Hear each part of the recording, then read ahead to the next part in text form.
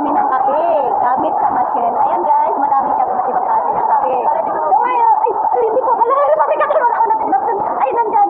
Ayan, pagkatapos, ito lang gamit natin po. Kaya gamitin natin ang coins. Pagkatapos, ipasok po natin mga langga. Ayan. Pagkatapos ito kasi yung money. So gusto ko ng, anong gusto ko? Hot and chocolate, smooth, creamy coffee. So magpindot na po tayo kung anong gusto mong pindutin. Ayan. So now, let's do it. So ngayon, nag-start na siya guys. Antayin po natin na aakyat yung pula dito sa baba kasi na-prepare na yung baso. Kompleto na po yan. Ayan. Pangalawa na siya. Ayan. Ngayon, aakyat na yung red until siya matapos lahat yung red.